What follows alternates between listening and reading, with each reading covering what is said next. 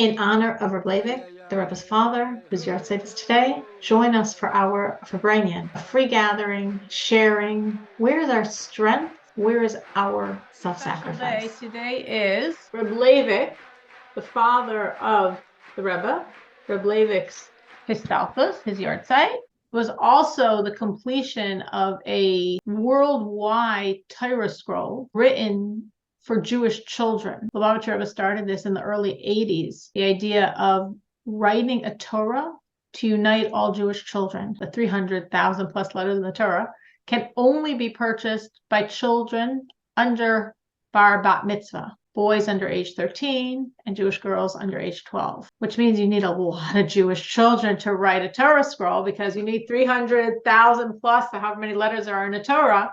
All those Jewish children have to each one get a letter. You can only get one letter. And when the Rebbe first started this, I remember which year it was, they finished the Torah in like 4 months because the Rebbe was pushing it so much and everyone was so into it. Then it sort of petered out, and it takes about 5 years to find those 300,000 plus letters.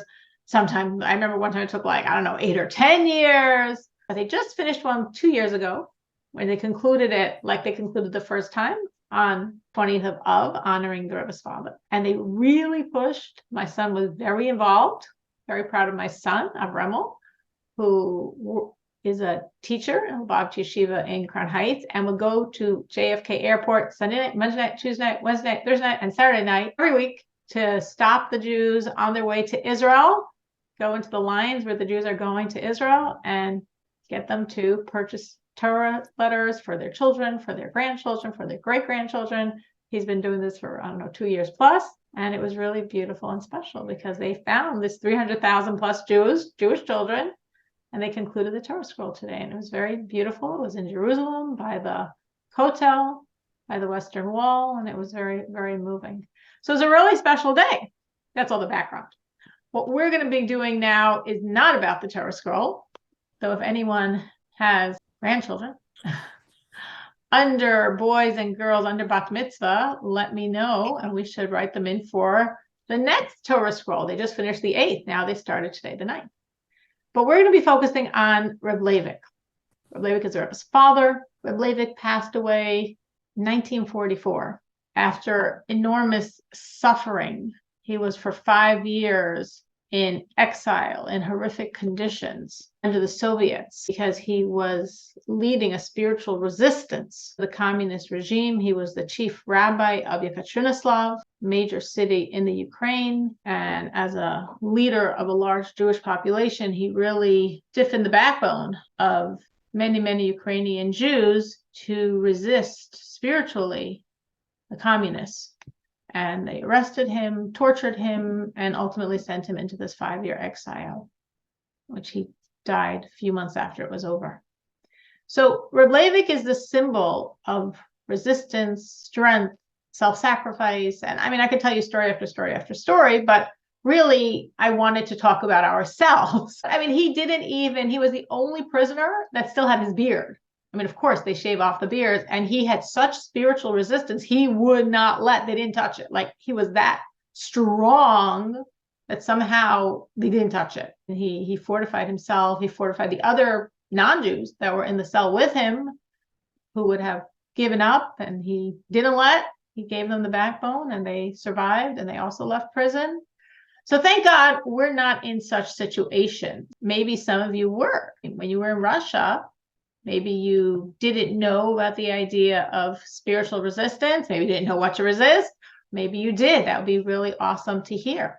But in any situation, we're all now in the free world, in America, in the 21st century. And yet this idea of strength and self-sacrifice, which is what Reb Levik embodied, is also relevant for us, though obviously in a very different way than for him. So that's what I wanted to focus on in his honor, in his memory, to focus on his strengths, but how they play out in our lives. And I want to ask you this question of what part of being a Jew requires that from you?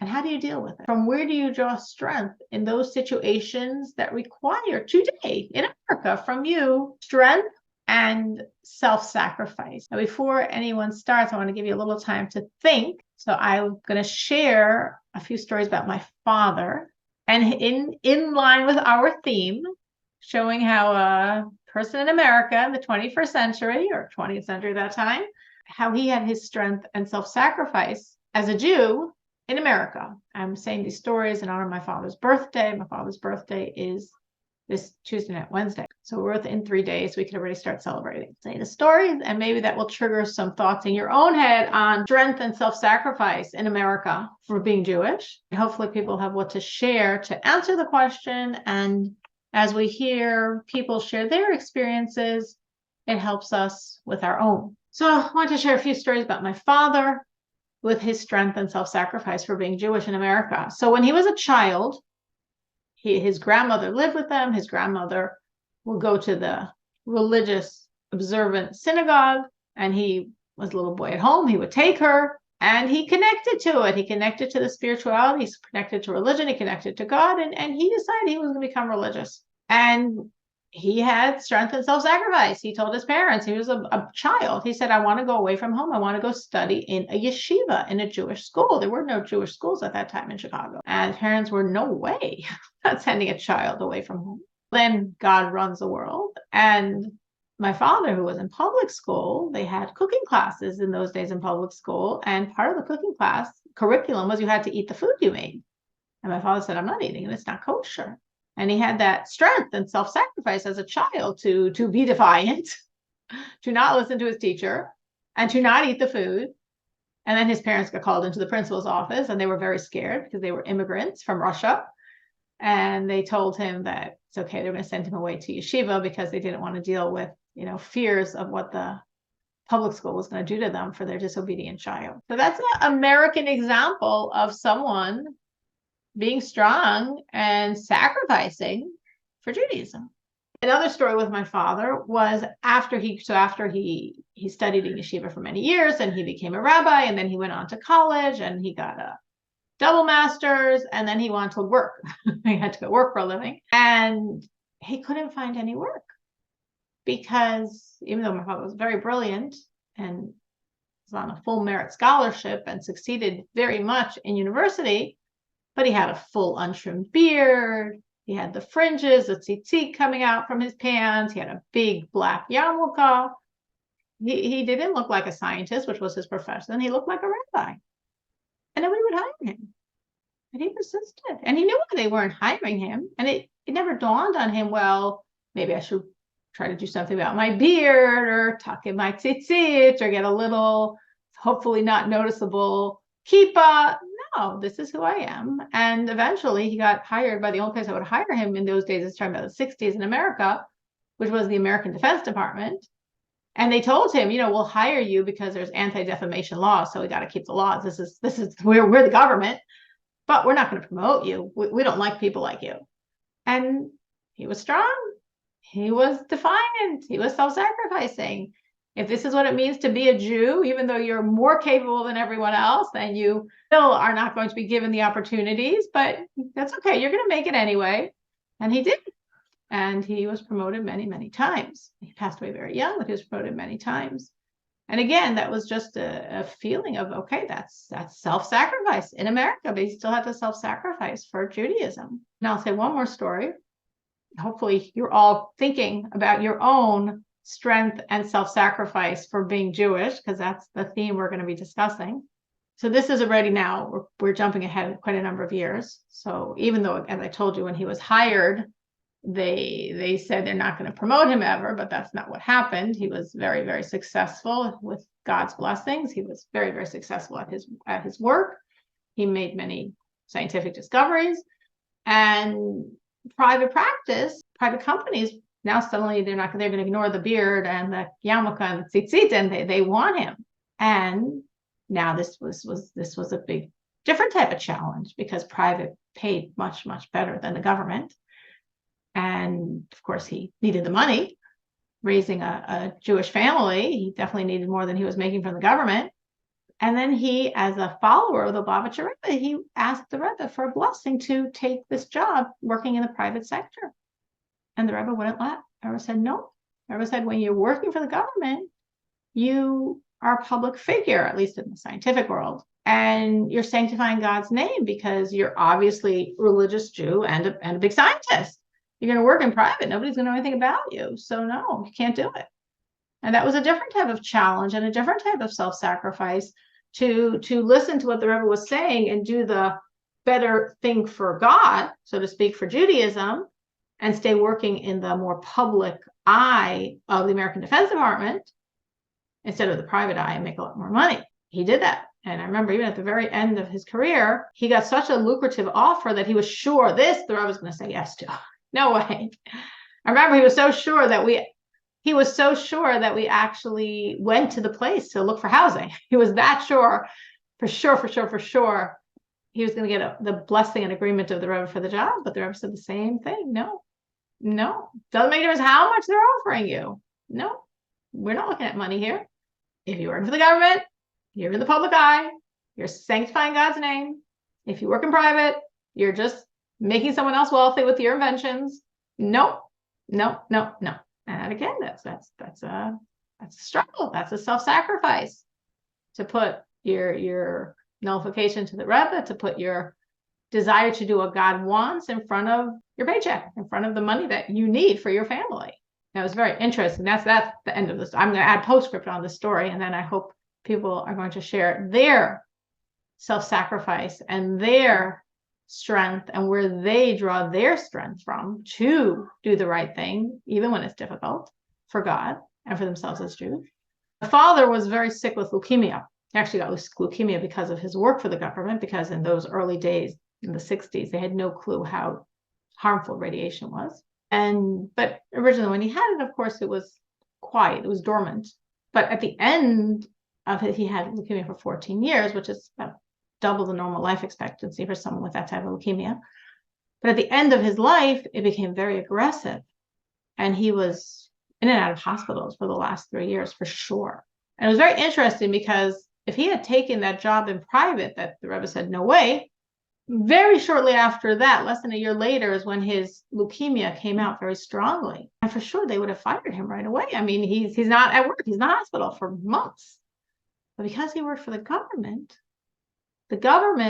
kept him, and not obviously the government keep him, but the government had a program that anyone could donate days to anyone else there, to somebody like in my father's situation, and people donated enough days that he was paid his full salary for all those years until he passed away. So it's just interesting to me, this concept that sometimes we think we're being such a martyr and being so self-sacrificing for God, and we're doing the right thing, even though it's so hard and we're suffering, but we're just so wonderful. And really, it's for us as well. It's for God, but it's also the best thing for us. So a few stories from my father, whose birthday is Tuesday night, Wednesday. And now, who would like to share where they see their need for strength and need for self-sacrifice? Are you in Russia or here? For being Jewish, for doing Jewish things, and where did you get that strength from? Rachel, thank you. I have something to share, but I don't want it to sound like big deal. I mean, I want to be humble, but still want to share the story. I worked in the same company for more than 25 years. It just happened that I was lucky to find this job at some point. And they had twice a year, a week where each person had to be on support. So whatever happens, they call you. You have to look it up and find a solution. And it included Friday and Saturday as well. So at that time, I was already lighting the candles. I was not fully observant, but somehow at work, everybody knew that I was Jewish. And I always remembered that I have a responsibility to look like a good Jew. And somehow I felt like I can't do this on Friday. How would I light the candles on Saturday? So I found somebody else who would switch with me. So I would do his 2 weeks of weekdays, and he would do my weekends. Wow. So I ended up having, instead of 2 weeks here, I had 4 weeks. Not full weeks, but weekdays. You had 4 days, and he had 3 days. Yeah.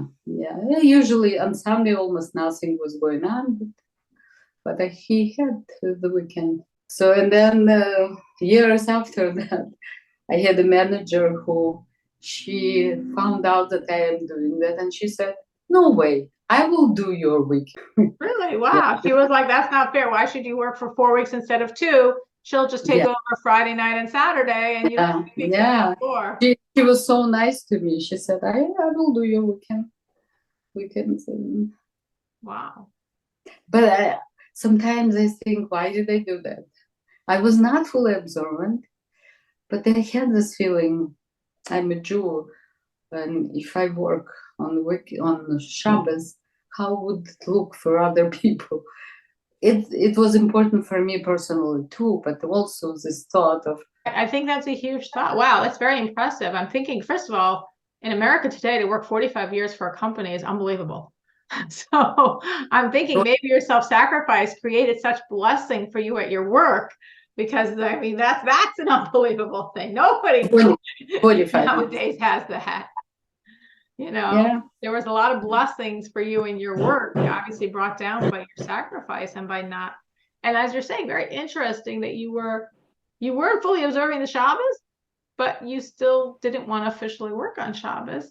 Yes. I do think sometimes we are compelled to act differently because of an awareness that other people are watching. And that's not in a bad way, that's in a good way. Meaning, like you're saying, you were the Jew in the company. So maybe for other Jews or maybe for non-Jews, no, this is how a Jew behaves. I definitely can relate to that in my own life very often. I have this sense of I represent something, If I'm driving and I'm not driving so nicely and I have, these signs on my car that are obvious I'm Jewish, that's can't do that. I represent something. Or in many other arenas where, we do have a responsibility. And most of us, maybe far more than we realize, there's somebody out there that knows we're Jewish. And there might be somebody out there that's looking at us and saying and thinking and processing, oh, this is how a Jew behaves. Or maybe for a Jew, if you're more religious, oh, this is how a religious Jew behaves. Or maybe for a non-Jew, so maybe if you're religious or not religious, oh, this is how Jews behave. So I think that awareness of I represent something is very real. And it's sort of interesting, Rachel's example. It's sort of like, wow, that's pretty amazing. But I think it actually is very true that we do have to have this sense, every one of us, that we're God's representatives. And even this whole idea, going back to the Rebbe's father, and who am I to judge, of course, but there's so many stories of his insane self-sacrifice. And I'm wondering, as Rachel's talking, obviously some of it could have just been his own religious adherence, but it could have also been this idea of I represent something. I'm just thinking, one little example just popped into my head. They're taking him for interrogation. They were not nice. It was horrific. There's a picture from him, that they had in the Russian files that was released after the fall of communism. And the picture looks so horrible. The Rebbe looks at it and has puts a question mark, is this my father? He looks so horrible. But yet every Saturday night, he refused to go to be interrogated until he was given, I believe, 2 matches to make the Havdalah ceremony, ending the Sabbath. That's when you're going to be interrogated. This is not a hotel. This is not a picnic. This is not a party. We're not being nice to you at all. But yet somehow, no, I'm not participating in this interrogation until I get those 2 matches, till I make this Havdalah, and they comply. Or like I said before, I'm not taking off my beard. I don't care what you do. Kill me. I'm not taking off my beard. I don't let. Whatever you're going to try, I don't let. And maybe, going back to what Rachel's saying, it could have been his own connection to God. And it also could have been what he stood for. What he stood for who? Who was watching? Who knows who was watching? Who knows what other prisoners were watching? Jews and non-Jews. Who knows what Soviet guards were watching? What Soviet officials were watching? People are watching all the time. And what we do, it makes a difference. So that's really beautiful, Rachel. That's really beautiful. So where did you get the strength from? What made you that strong? Do you know what you pulled it from? I don't think I know. I just did it. I knew it was harder for me, but I was almost proud of the fact that I still do, even if it's harder. Makes sense. It makes sense. And God is also prouder of those things that are harder for us. As I think we were discussing last week in Kohelet, those things that are hardest, those are the things God so appreciates because he knows how hard it is. And for each one of us, it's very personal. Someone else can share their points of self-sacrifice. So Rachel said she doesn't want to sound like she's boasting. This is not boasting. This is what's called a farbrengen, which means sharing. Because as we hear from other people, it gives us insight and inspiration for our own lives. That's the idea. Someone else? I can share. It's similar also at work. I received the email this morning. Just my management was begging me to work from home few Fridays. And I checked the calendar. It falls because they're going to be short of staff. It's the first Friday was Sukkot, next Friday Simchat Torah, and I said no, I can't. Jewish holidays, and nobody responded back. I know they were not happy with my response, my answer. So I'm still waiting, but I decided to do the right thing. Do you think they could do something to you because of that? I don't know. It looks they were not happy at all. I don't know. I'll see. But I put it in Hashem's hands, so we'll see what happens. Exactly. We put it in Hashem's hands. And I'm just reminded now of gosh, I'm so bad with names. Maybe if someone knows the story, they'll know the singer.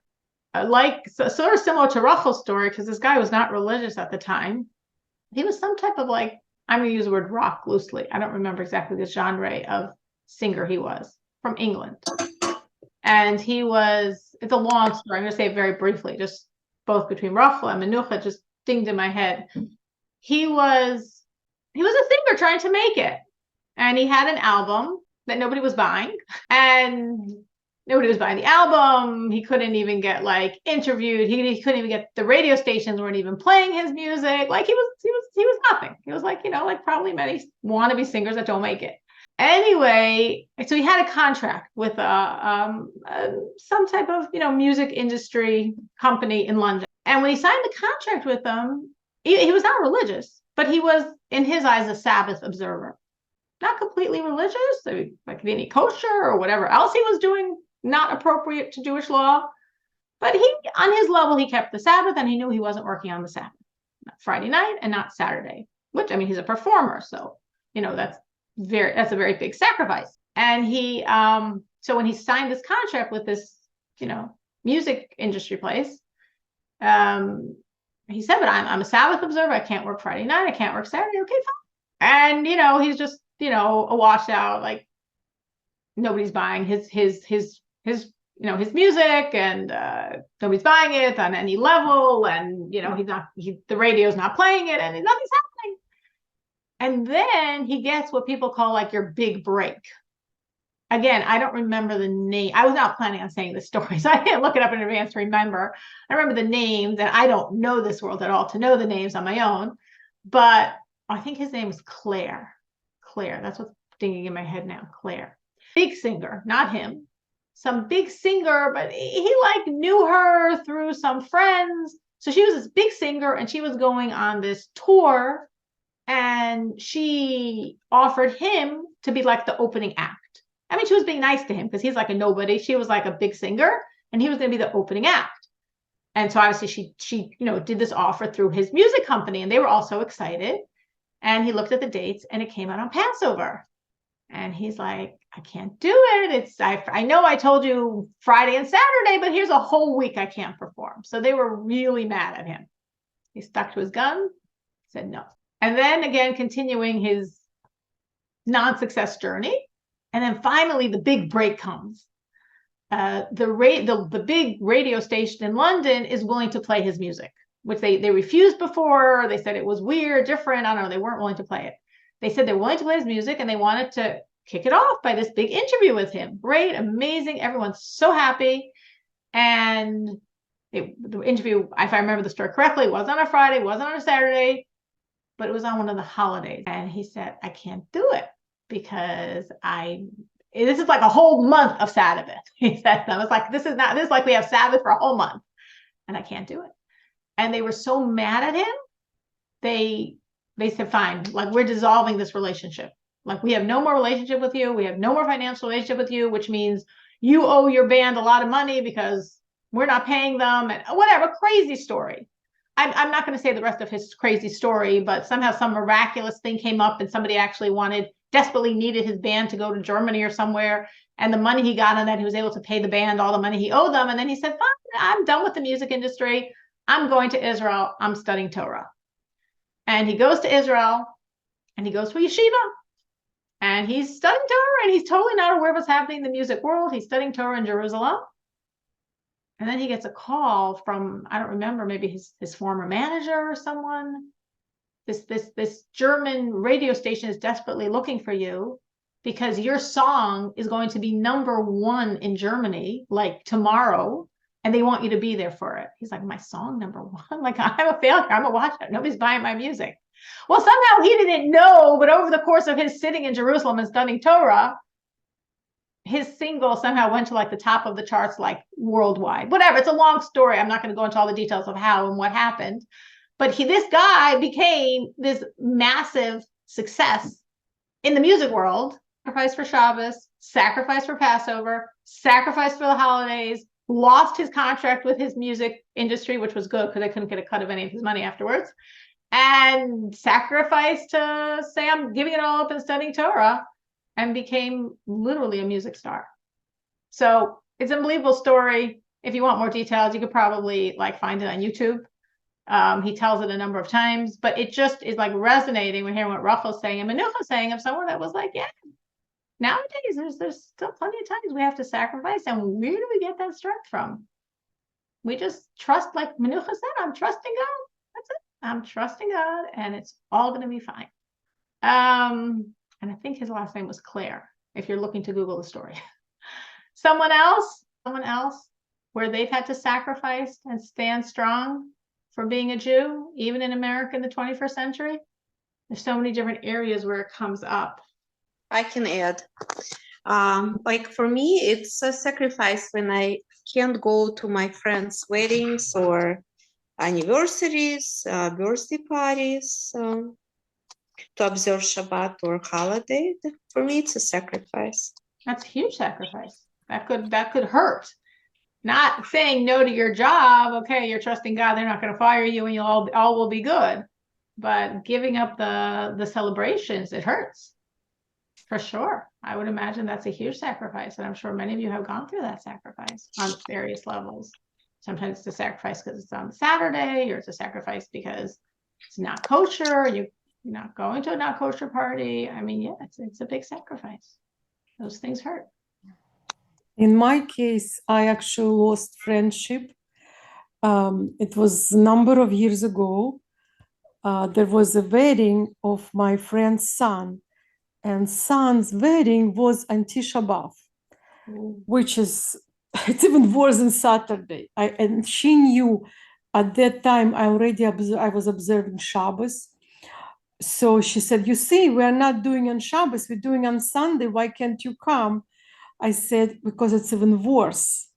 And I was invited as it was like a year ahead of time, or even more than a year. It was save the date. And as I'm looking on calendar, you don't remember all dates, right? In your memory, how it falls on Jewish calendar. And here I was looking to something, and suddenly I'm paying attention that the date where I put the save the date, it's correlate to the Tisha B'Av. So right away I called her up and I said, the date which you're planning to have your son's wedding, I know it's like less than 2 years ahead of them, but this is the situation, and maybe I don't know what kind of rabbi will do this. Maybe he did not look carefully, maybe something. So anyway, everybody looked carefully. It just I did not care.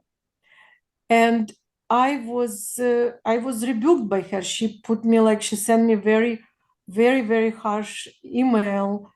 And it was very harsh. She pointed out to me that like, you're not wearing long sleeves and you suddenly some kind of holiday where it's not like, so anyway, it was very brutal, I felt. And I said to her, my door is always open, but I'm sorry, I can't come.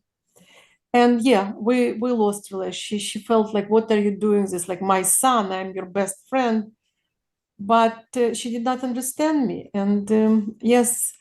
Have you tried So to reach that out to was, her since? you know what, in and on, I would just send her, how are you? And she would respond. But there is such a cold air between us that I don't even want to go back, honestly. You know, many times when you have a relationship, it's a two-way, right? Two-way street. And I just could not, she's also Jewish and everything is Jewish. And I could not, whatever comments were made in past, I was kind of like disregarded them for a bigger picture to have a friend. But then when this happened, all the other little things came up and I said, no, this is not going to work. I just have to be strong. And that's where I actually, first time I felt I have to be strong. After that, there are a number of times happened, like other people said, at work or with relatives. And I found if I strongly hold my grounds, God helps me. And every time at work, I started with coming to work. I said, I cannot work on Saturday. I will do every Sunday if you need me, but I cannot do Saturday. First, it was taken as how it's not possible. But then somehow it all was resolved on its own without even questioning me, or like even I would hear now, oh, that's good that you follow your holidays. So it actually came back to me. And the same thing was with our relatives who also Jewish, but who do not follow observant rules. They would say, oh, we will take you in our car to on Shabbos if you can drive. I said, I'm sorry, we can't. And first, like people taking it like we disregard this family member, or but then they would come back to me, say, I'm sorry, I understand you now. So it's all matter of time for other people to get me, or like Rachel Menucha said that she relies on God. God will take care of it. I am sure. That happened to me. I agree, but I would say, though, you could of course totally ignore my, I agree and ask for advice, that relationships between people are very valuable and very precious to God. And even if your friend feels cold, I would still advise you every once in a while to send a text, to send, again, however you communicate, through social media, a WhatsApp, a Facebook message, whatever it is, just your way of keeping the door open, sincerely feeling and trying to send her warmth, sincerely focusing on the relationship you had, and understanding that people get hurt. I had many times, I mean, I had also situations, you know, relatives that made weddings that could not attend because they were not, you know, according to Jewish law. And I had relatives very upset with me over that. Very upset with me. I had an aunt who was very close to, and very upset with me, refused to go to her son's wedding. And it took about a year to get over it. But she did. You know, we were just, you know, firm, but again, warm, and we love you and we wish we could go, but we can't. Oh, but so and so is going and so is going. Okay, you know, maybe, I don't know. I can't answer for their religious adherence. I only could say, you know, according to the rabbis, we know it's forbidden. And another situation with another very forbidden wedding that was in a relative of mine, and they were very mad at me, furious with me. And not only was I not going, I was telling other people not to go. I was, you know, a horrible person. And other religious people were going, and I was, this is it. This is Jewish law. And I love you. I love everyone involved. And I cannot go. And I love you, and I love you, and I cannot go. It took a long time for them to get over it, but they did. So I think as long as you, in a relationship, relationships are valuable, relationships are precious. So we always keep the door open, we always keep trying, and we always not only send a WhatsApp or a text, but we feel in our heart for the other person, because a heart mirrors a heart, and what you feel in your heart is felt in the other person's heart. The other person feels what you're feeling. So when in your heart you're really feeling, I care about you, I love you, I understand you, and I understand what I did hurt you, and I still want this relationship because I know the relationship is precious.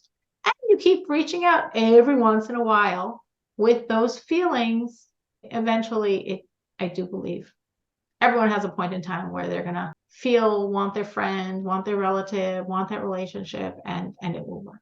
I'm thinking now, Hannah's not on, but I remember Hannah saying once, I remember if it was to me or in a class, this so struck me, the self-sacrifice, that her husband, she said, was not going, he was, I guess, at that point in his career where he really should look for a better job. And he started, but then he stopped, and he said he's not doing that because in every place where he goes to be interviewed, there's always some woman who's in charge of HR who's reaching out her hand to him. And he's just like, oh, again, maybe he didn't know didn't know what to do with himself and didn't know how not to shake that hand. And he just felt he couldn't put himself in those situations. And he said, forget it. I'm not going to look for a different job.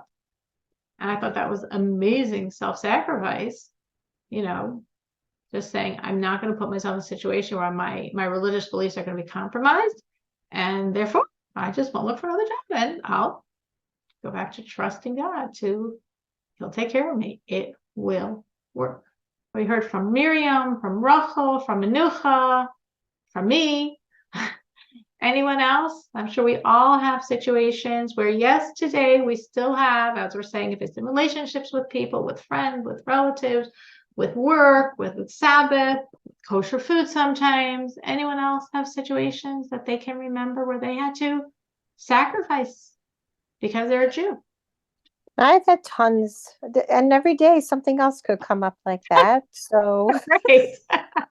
Maybe you have tons because God just says this is something with your soul. So I'm going to just keep throwing this at you. I don't know. I mean, I could name a few. I'm sure I might have named before a few, but so one job I almost got fired because I wouldn't feed non-kosher food to Jewish people.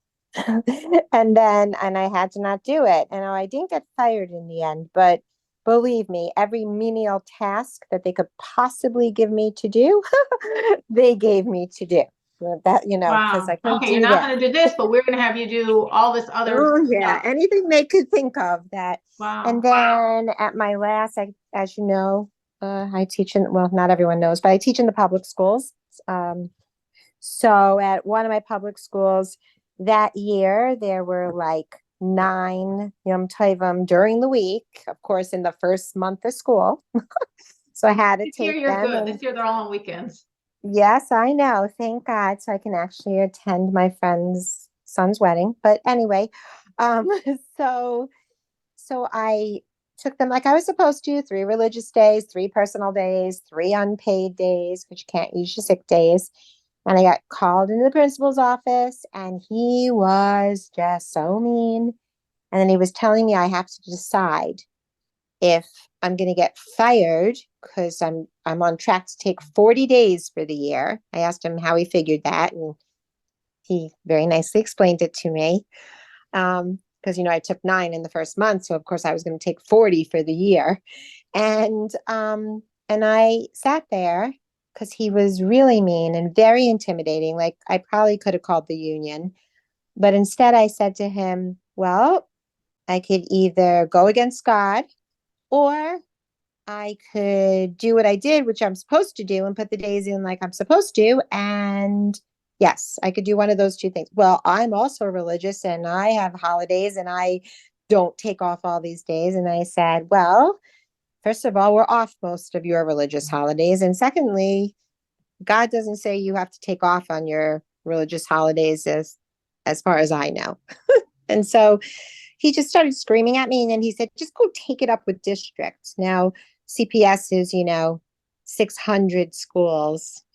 So in the end, I didn't get fired. But the next year I was made the cluster teacher, which he knew I didn't want to do. I've done it for many years. I didn't want to do it, but he made me that. But I went to the IHEL. And that was the year I went to the IHEL because I was leaving public school. I was done. I was like, okay, enough of this, because just working in the public school alone is Mesiras Nefesh. And I couldn't afford to work in the Jewish schools because they don't pay enough. And I got a clear answer at the IHEL that I had to stay in the public school. But then Hashem gave me a new public school, which is much better. And the year was amazing. And I'm going back there in a week to the same school in the same position that I wanted and had. So I just had to stay tight, right? You have to believe, stay in alignment with Hashem.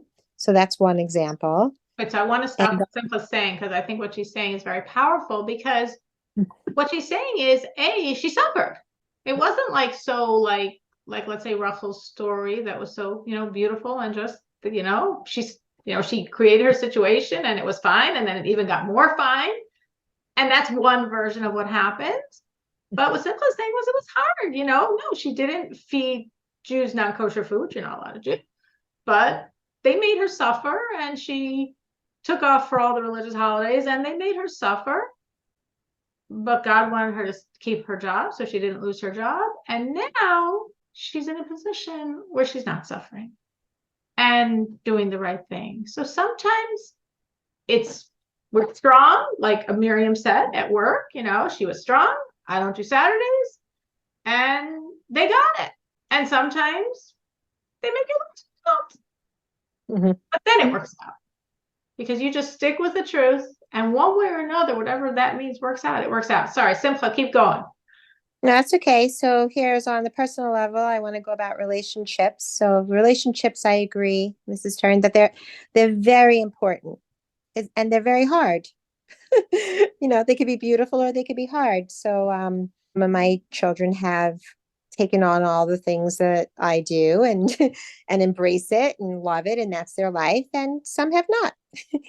And so one of my children was very, very strained, very resentful that I couldn't eat in her house, and very resentful, about visiting, and no television and Shabbos, and for a while I was very strained, but I just kept showing unconditional love, no matter what, but yet being who I am, not wavering in what I do, not judging her, but not wavering in what I do.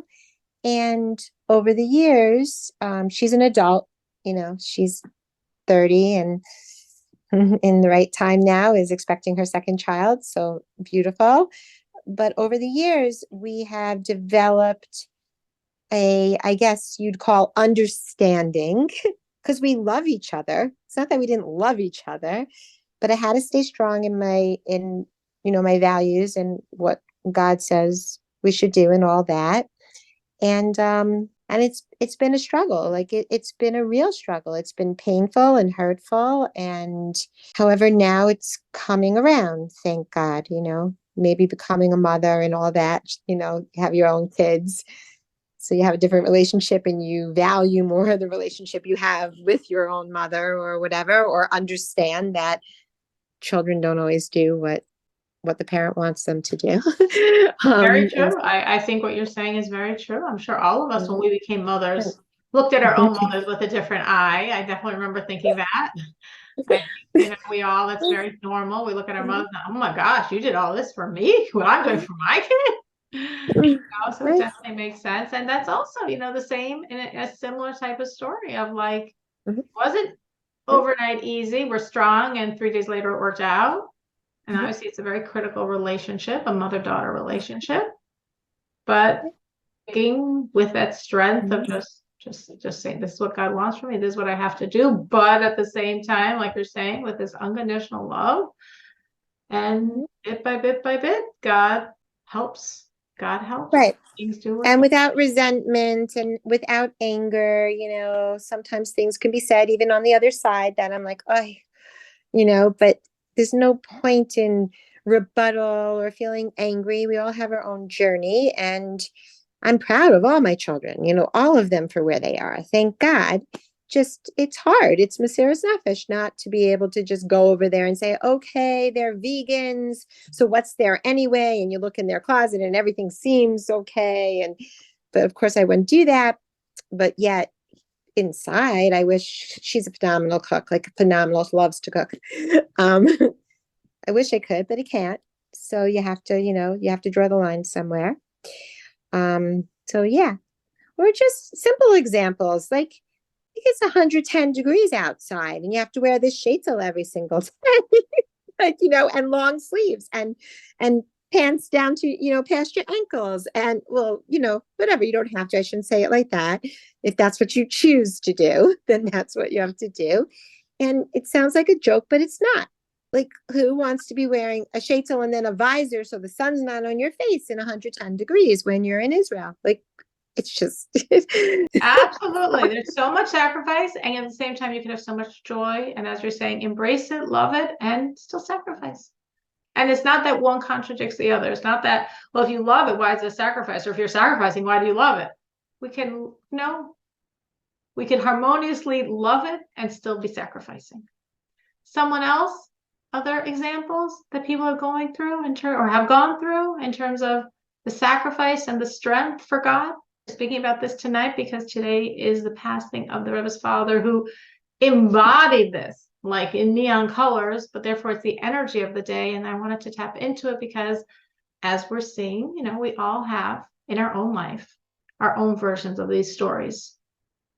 Obviously, thank God, not as his story, but still in our own journey. And some have more, and some have less. But every one of us has, for sure. We're Jews, and that's requires something. Someone else would like to share? Bella or Fega or Rivka? Someone else would like to share?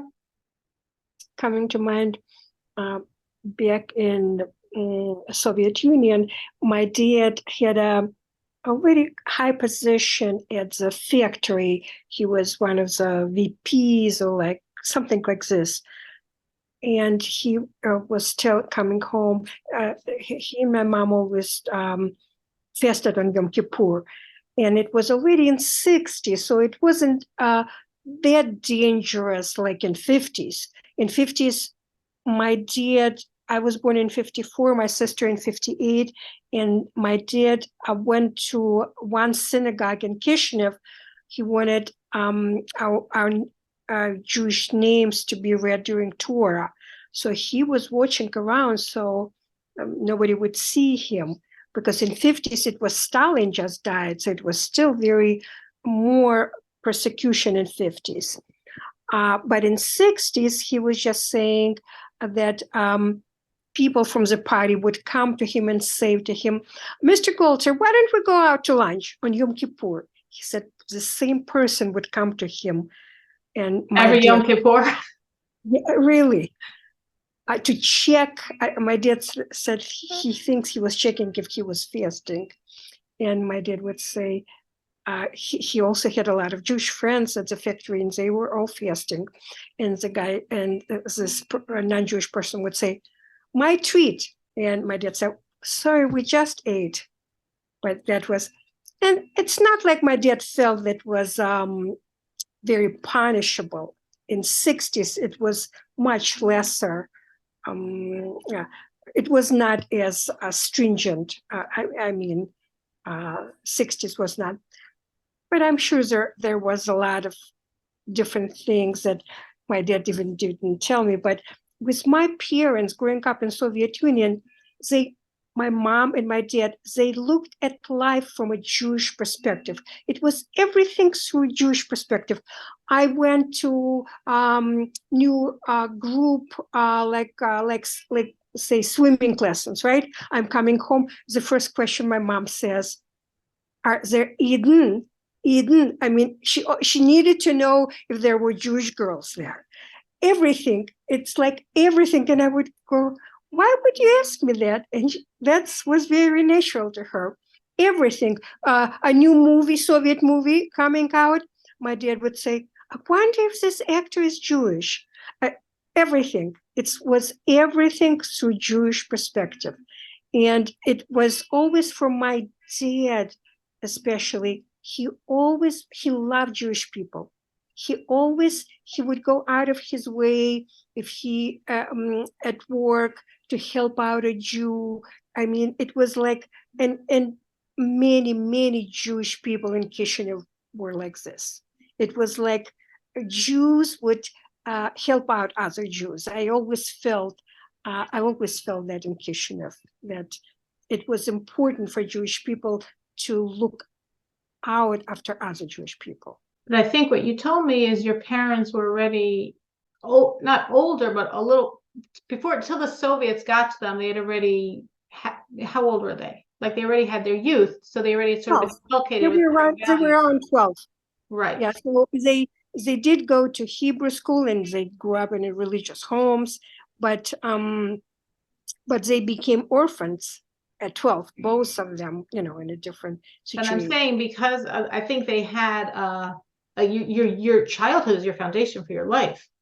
So both of them, their childhood until you're 12, they were raised in a certain way. So however much the Soviets and official atheism and communism are trying to rip out from you what you are, in essence, what they were, they always were. So it had to be expressed in a different fashion. And then they obviously couldn't do and didn't do many things. But still that, like you're saying, that basic love for another Jew or that sense of Yom Kippur, no matter what, you got to fast, or even naming you in a synagogue, like, yes, it was probably some that was incredible self-sacrifice. But And that's who they were. Right. And matzah on Pesach. Yeah, my dad would go. Somehow we always had matzah on Pesach since I can remember. Yeah. And my dad instilled in me since very young age, like you said, representative of Jewish people. Yeah, that was, my dad would always say, it's not for a Jewish girl, something like this, because it was always a Jewish girl. I mean, maybe it's okay for somebody else, but not okay for a Jewish girl. I always heard that. Right. So I felt kind of like you said, a representative of being Jewish. It's pretty amazing that your parents managed to do that and raise their child that way under the Soviets and in a time when communism was very, very strong, and they still gave you that, and they weren't scared to give you that value and that awareness of self as a Jewish girl. Because I know some people in this class have said that they didn't even know they were Jewish. Their parents didn't want to talk, like whatever the parents were doing, they definitely weren't going to share it with them for fear. So I know very late. I just remembered when I immigrated into this country, I was young. I was 25, and one good friend, all of a sudden, she wanted to introduce me to someone else for marriage, and she says to me, and this young lady she was an American. Her father was Jewish, and mother was not Jewish, and she said to me, "Dear girl," she wanted to introduce me to a Catholic man, and she said, "Why do you need to suffer anti-Semitism? Why don't you marry," she said, "very nice non-Jewish man, and you don't have to go." She was a sympathetic woman towards it. And I was just so shocked that she said it to me. I said, I want to be with my people. Whatever they go through, I want to be with them. I was just like I would be somewhere else wishing at my people suffering. It was unfathomable. You know what I mean? I was just like, that was the situation. Yeah, but it shows, again, it's you, it's your soul, and it's also obviously your upbringing of the sense of whatever it is, pride in being Jewish for sure you got. And that's a self-sacrifice. That was your parents' self-sacrifice. So then it just made it so natural when you were in that situation, like, no way, I want to be a suffering Jew. Exactly. And it's not a sacrifice. I don't see it as a sacrifice. Right. But if she did, it's okay. You're still sticking with the Jewish people. Anyone else want to share? Okay. Well, this was the energy of Reb Levik, the energy of the Rebbe's father. And hopefully for all of us, from hearing from all of our voices, it gives more pride, strength, awareness. Yes, we walk in these very hallowed footsteps of Reb Levik. And as Rivka is pointing out, hallowed footsteps of parents and grandparents and great-grandparents and ancestors. And for sure, we all come from a long line of martyrs and miracles. We all come from a long line of people who could have had very unique and different than our challenges, but what we know is they also had challenges on the commercial level, on the relationship level, in terms of the non-Jews around them level. We always have that on some level sense of, okay, we're sticking with God, we're sacrificing, we're being strong. And thank God we come from ancestors that definitely passed the test, because otherwise we wouldn't even know we're Jewish today. But we do know, and we know we come from good stock. And each one of us, Not that we're looking for challenges, not that we're looking to sacrifice, but yes, I'm sure we all have far more times than we can talk about. And each time it's another sense of God. You're so blessed. We're so crazy. We love you so much. And God looks down and says, yes, I know.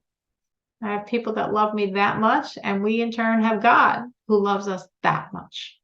And that's our relationship. Thank you.